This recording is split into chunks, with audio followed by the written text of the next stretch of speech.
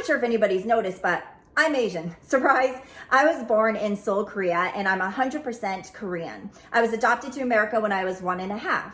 Now, I want to share this story with you about being Asian. I was 17 years old. It was summertime. Me and my girlfriend, we were driving along, driving in the car. The windows were rolled down. The music was up.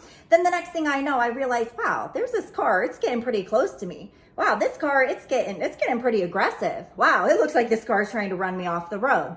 Then the car was successful. It had run me off the road. We were both on the side of the road. Next thing I know is I see this white male, probably about his 30s. He comes running right up to my window. It's summertime, the windows roll down, and he yells right to my face, "You effing clink." And you can rhyme that word. Then he ran right up into his car and then he sped off. Here's the thing. I was the one that was left with shame. I went home and I told my parents, and I did not tell anybody else about that story. It was embarrassing. But here's the thing, is that these women that just got murdered, these Korean women in Atlanta, it brought these emotions. It brought this story back to my mind, and I thought, I need to share it. And so this is my first encouragement, is that if you have experienced that kind of hate, if you have experienced racism, we need to share our stories. You know, I know it's not fun. I know it's embarrassing. I know it's painful. I know it's humiliating.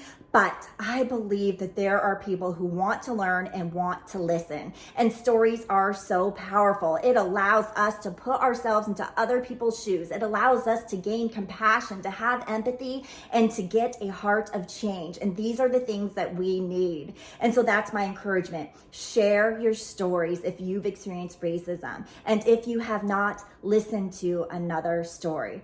And second of all, I want to remind you and me, if you have been called different names, if you have been called names from other people, and it doesn't even have to be racist names, you know, maybe you've been called fat, maybe you've been called chubby, maybe you've been called dumb, whatever it is, I want to remind you is that if you place your hope and your faith in Jesus, Jesus does not call us these names. You know what? Jesus, he calls us friend, he calls us beloved, he calls us child of God, he calls us fashioned, he calls us fearfully and wonderfully made. You know, the Bible tells us in John 10, chapter 10, verse 3, that we are his sheep, and he calls his sheep by name. You know, today, let's not get sidetracked about what other people call us, because we do not place our identity in that.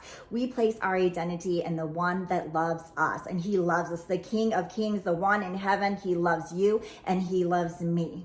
I hope that encourages someone today. Have a good day.